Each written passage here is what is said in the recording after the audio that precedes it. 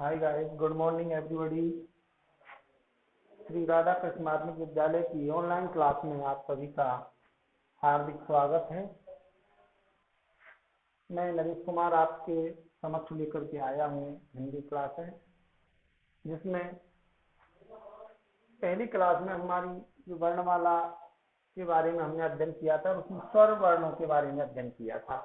आज हम उससे आगे बढ़ते हैं और वर्णमाला के अंतर्गत आज हम अध्ययन करेंगे व्यंजन वर्णों के बारे में।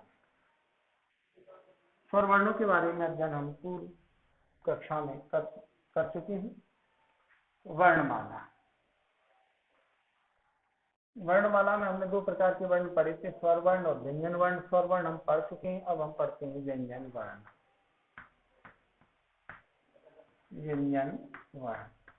व्यंजन वर्ण होते कौन कौन से हैं?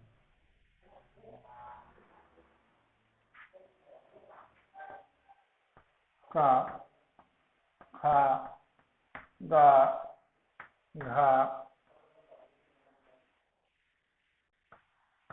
उणा, चा, छा, जा, झा, ञा, टा, ठा, डा, ढा, ञा, टा, ठा, डा, ढा, ना, पा, हा, बा, भा, मा,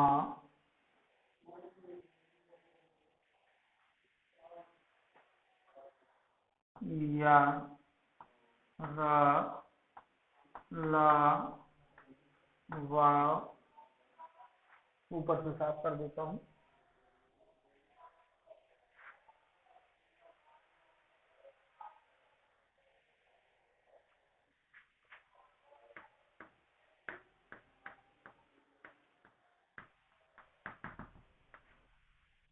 वा,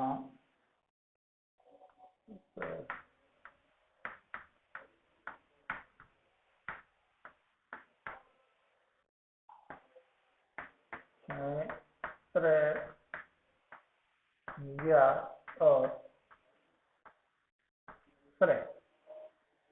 इस प्रकार 5, 10, 15, 20, 25, 29 और 4, 33 लालिंग वर्णों को साफ कर देते हैं।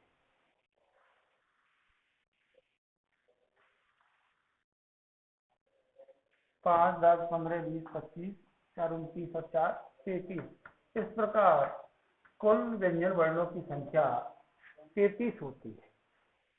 इसमें जो ये 5 जो वर्ग होते हैं, का वर्ग, चा वर्ग, ता वर्ग, सा वर्ग, पा वर्ग, ये पांचों वर्ग मिलकर के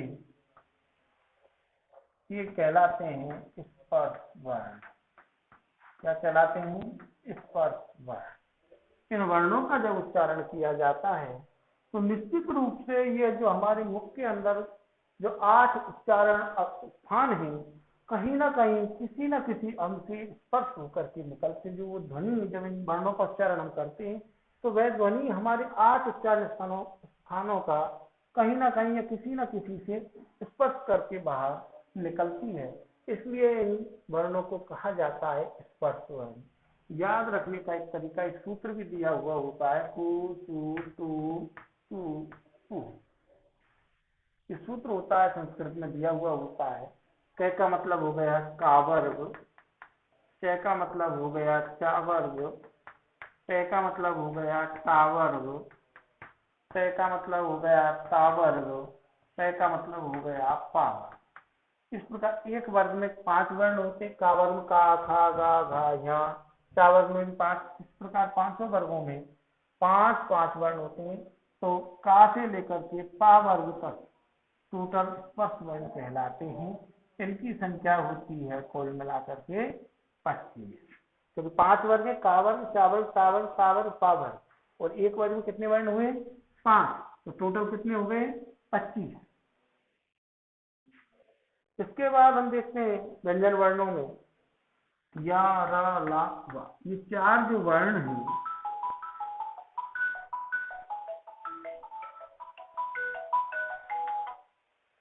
ये जो 4 वर्ण हैं ये क्या कहलाते हैं? अंतःस्थ वर्ण। क्या कहलाते हैं? अंतःस्थ वर्ण। इनके क्रम को लेकर के भी कई विद्वानों का अलग अलग मत है। प्राय वर्णमाला के हिसाब से देखते हैं तो ये, रे, ले, वे, ये सही क्रम होता है। और यदि हम देखते हैं संधि नियमों के अंतर्गत देखते हैं तो फिर इनका क्रम ये, ई के स्थान पर ये, उ के स्थान पर वे, री के स्थान पर ये, वे, और ली के स्थान पर ले। तो इनका क्रम फिर यवरा, ये, वे, रे, ले हो जाता है। वर्णमाला के दृष्टिकोण से देखते हैं तो ये, रे, ले, वे सही क्रम है। और यदि संधि नियमों के अंतर्गत देखते हैं तो इनका सही क्रम होता है ये, वे, रे, ले, ये, वे, रे, ले, यवरा। और वर्णमाला के अनुसार होता है ये, रे, ले, वे। तो ये 4 जो वर्ण है ये अंतस्थ वर्ण कहलाए। इनकी संख्या कितनी हो गई? 4। है, ये कौन से वर्ण कहलाए? ऊष्म वर्ण कहलाए। कौन से वर्ण कहलाए? ऊष्म वर्ण कहलाए। इनकी संख्या कितनी हो गई? इनकी भी 4। तो वर्णमाला में व्यंजन वर्णों के अंतर्गत केवल इन्हीं वर्णों की गिनती की जाती है। और व्यंजन वर्णों में कुल इन्हीं वर्णों की जब गिनती की जाती है तो स्पर्श वर्ण हो गए 25, अंतःस्थ वर्ण हो गए 4 और ऊष्म वर्ण हो गए 4। तो हमारी टोटल संख्या कितनी आ जाती है? 33। देखो, स्पर्श वर्ण प्लस अंतःस्थ वर्ण प्लस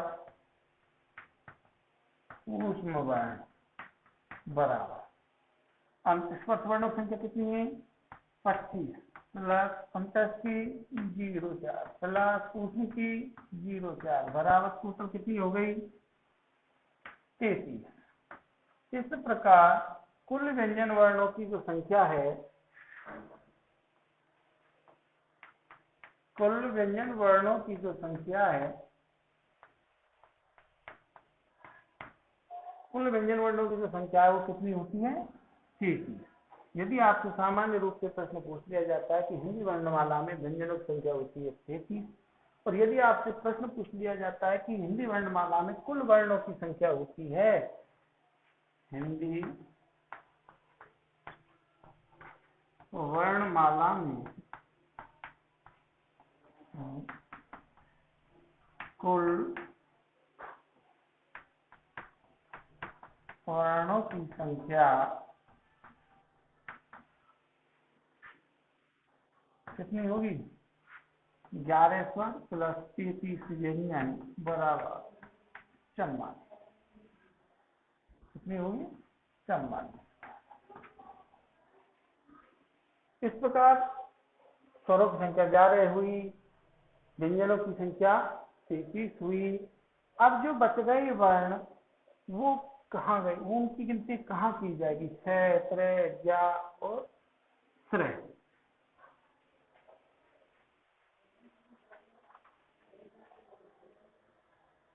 ये जो शेष रहे जो 4 वर्ण हैं, जिसका अंग और ए के बारे में हमने अंस्वर और सब के बारे में पढ़ा था ना कि अयोग वर्ण कहलाते हैं, इनका योग किसी के साथ भी नहीं होता है। उसी प्रकार व्यंजनों में भी संयुक्त वर्ण क्या है? संयुक्त वर्ण हैं, जिनकी संख्या कितनी है? 4 है। कौन कौन से हैं? छह, त्रय, ज्या और श्रेय। ये चारों वर्ण क्या कहलाते हैं? संयुक्त वर्ण कहलाते हैं। यदि प्रश्न आपसे पूछ लिया जाए संयुक्त वर्णों सहित तो हिंदी वर्णमाला में कुल वर्णों की संख्या होती है तो 44 तो हमारी होती है स्वर और व्यंजन मिलकर के सामान्य रूप से। यदि हम क्या जोड़ दें संयुक्त वर्णों को और जोड़ दें तो कितनी हो जाएगी 48। इसमें भी फिर एक भ्रांति है, कुछ विद्वान इस तरह को स्वीकार हिंदी में करते हैं और कुछ स्वीकार नहीं भी करते हैं, तो ये ऑप्शन पर डिपेंड करेगा। कुछ विद्वान इस तरह को संस्कृत में ही मानते हैं, हिंदी में नहीं मानते, कुछ विद्वान इसको हिंदी में भी मानते हैं। यदि इसको हिंदी में मानते हैं तो कुल वर्ण हो गए 48 और यदि इसको हिंदी में नहीं मानते हैं तो 44 हो जाते। इस प्रकार हिंदी वर्णमाला में वर्णों की संख्या निश्चित होती है। अब हमसे किसी भी प्रकार का कोई प्रश्न पूछ लिया जाए तो हम निश्चित रूप से उसका जवाब दे सकते हैं।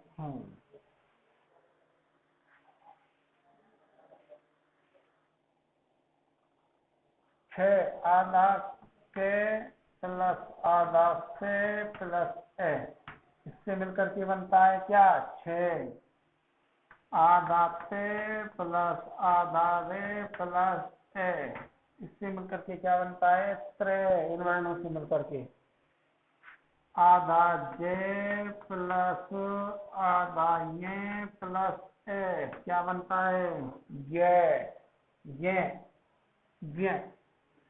और श्रेय को स्वीकार करते ही नहीं करते हैं तो आधा से आधा रे और आ से मिलकर के बनता है। आधा सा आधा रा और आ से मिलकर के बनता है। लेकिन हिंदी वर्णमाला में ये भी तथ्य की बात है कि इन तीनों को ही संयुक्त स्वर मानते हैं ज्यादातर विद्वान। तो बोर्ड की क्लास में भी जो माध्यमिक शिक्षा बोर्ड की जो व्याकरण की पुस्तक दे रखी है उसमें भी एक चीज दे रखी, तो कैसे ए ते रे ए जय ये ए, तो ये इन वर्णों से मिलकर के बनते हैं, तभी तो इनको संयुक्त वर्ण कहा जाता है, तभी तो इनको संयुक्त वर्ण कहा जाता है।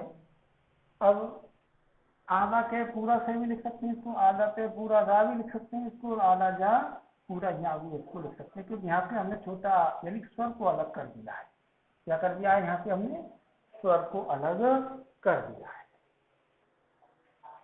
ठीक है, ये तो अपनी रही एक स्वर और व्यंजन वर्णों के बारे में एक सामान्य से परिचय रहा। एक छोटा सा प्रश्न मैं आपके सामने रखता हूँ और मैं आपसे पूछता हूँ, ये से लिखा हुआ है, ये से लिखा हुआ है, इनमें से वर्ण कौन सा है? मेरा प्रश्न है आपसे कि वर्ण कौन सा है? सभी स्वर वर्ण होते हैं, सभी स्वर वर्ण होते हैं, ये तो हम जानते हैं। तो स्वरों के बारे में तो कोई भ्रांति है ही नहीं। आ क्या है स्वर है, ई क्या है स्वर है, ये क्या है स्वर है। लेकिन अब हम ये देखते हैं कि इनमें से कौन सा रूप वर्ण, सॉरी ये सब, ये भी वर्ण है, ये भी वर्ण है, ये भी वर्ण है, अर्थात सभी स्वर वर्ण होते हैं, लेकिन इनमें से कौन सा वर्ण है? दोस्तों ये वर्ण नहीं कहलाता है। वर्ण क्या कहलाएगा? ये कहलाएगा, क्योंकि हमारी परिभाषा क्या कहती है कि जिसके हम टुकड़े ना कर सके, इसके तो हम टुकड़े कर सकते हैं, सह में से किसको निकाल सकते हैं? आ को निकाल सकते हैं। तो इसका मतलब क्या हुआ, ये वर्ण नहीं है, क्योंकि यहाँ तो हमने इसके टुकड़े कर दिए, जबकि ये जो है इसके हम टुकड़े नहीं कर सकते, इसलिए ये क्या कहलाएगा? वर्ण कहलाएगा। क्या कहलाएगा? वर्ण कहलाएगा। वर्ण तो जो व्यंजन जो होते हैं तो वो हलंत युक्त जो व्यंजन होते हैं उन्हीं को वर्ण कहते हैं, नहीं तो अपन उसको फिर व्यंजन कहेंगे। क्या कहेंगे? व्यंजन। तो व्यंजन और वर्ण में भी अंतर होना बहुत जरूरी है। आपसे पूछ ली जाए निम्न में से वर्ण है, मैंने प्रश्न दिया निम्न में से वर्ण है, ऑप्शन बना दिया आ ई बा का सा आ वा, बा दोनों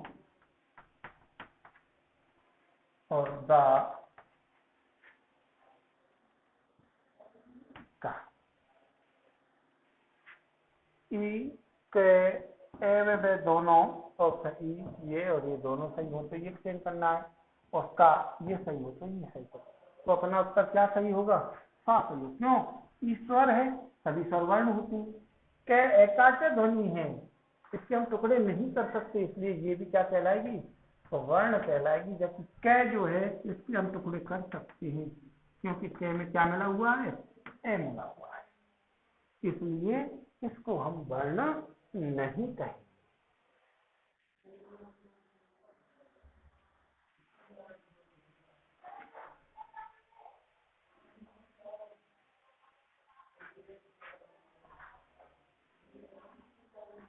ओके दोस्तों, थैंक यू।